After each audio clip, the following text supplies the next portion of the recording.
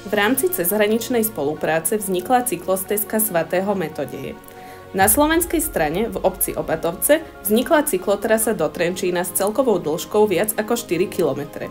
Slovenskú aj českú časť cyklotrasy zdobí celkovo 10 umeleckých prvkov, ktoré sú tematicky zamerané na obdobie Veľkomoravskej ríše. Okrem športového zážitku máte tak k dispozícii aj kultúrny zážitok.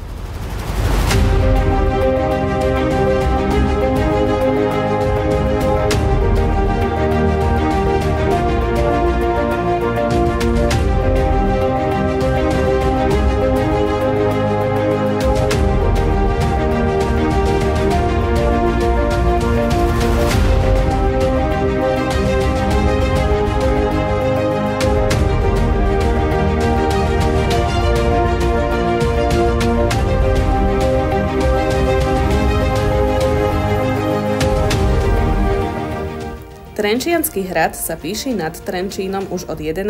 storočia. V rámci projektu bola zrealizovaná rekonštrukcia južného opevnenia Trenčianskeho hradu. Na južnom opevnení nájdete aj trebuchet, stredovekú drevenú zbraň katapultového typu, ktorý vznikol v rámci tohto projektu s rovnomenným názvom. Zaujímavosťou je, že katapult trebuchet vznikol v spolupráci so žiakmi učebného odboru Stolár Strednej odbornej školy v Považskej Bystrici.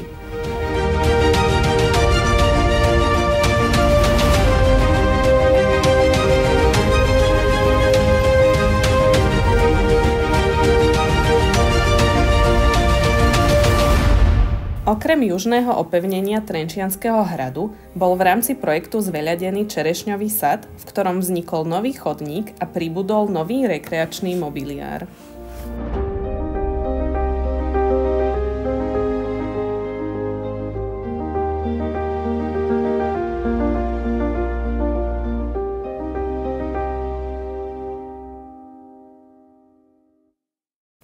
Chcete sa dostať na bicykli z Trenčianskeho hradu až na hrad Brumov? Popri rieke Váh sa cestou dostanete až po Skalku nad Váhom, kde cyklotrasa prechádza popod kláštor Veľká Skalka, ktorý je známym pútnickým miestom.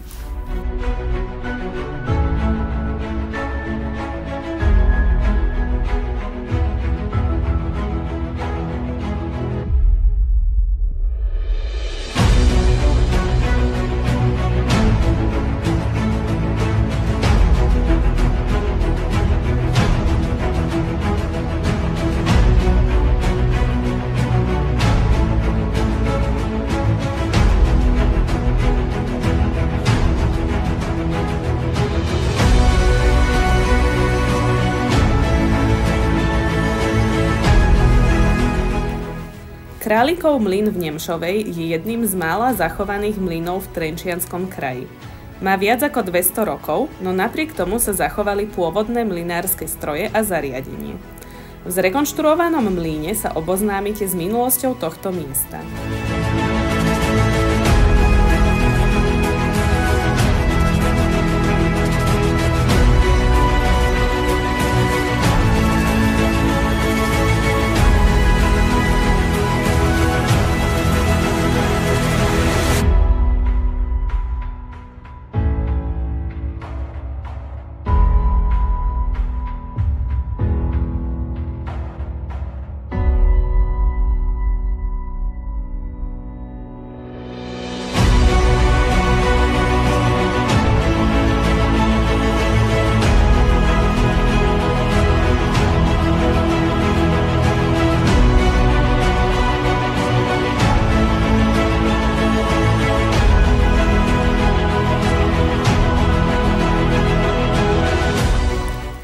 Vďaka projektu sa v lesoparku Lachovec v Púchove podarilo kompletne zrekonštruovať amfiteáter Ilonka. Celá nová nadstavba je obložená drevenou konštrukciou, čo pôsobí veľmi pekne v spojení s okolitou prírodou. Amfiteáter Ilonka s výhľadom na prírodu slúži mestu Púchov na kultúrne vyžitie.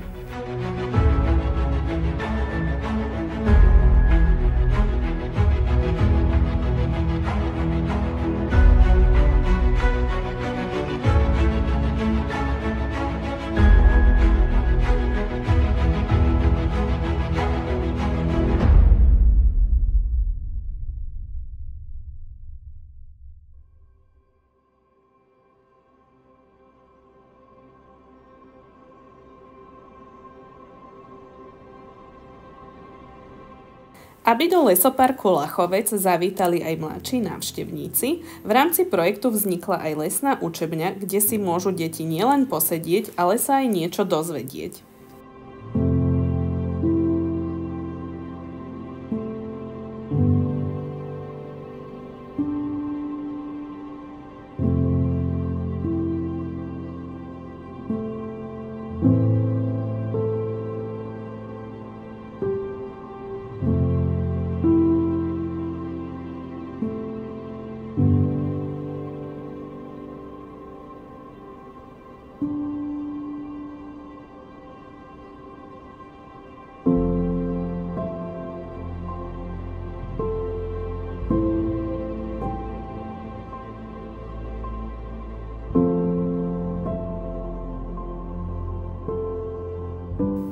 V obci Dohňany sa dá dotknúť cenného dedičstva prírody.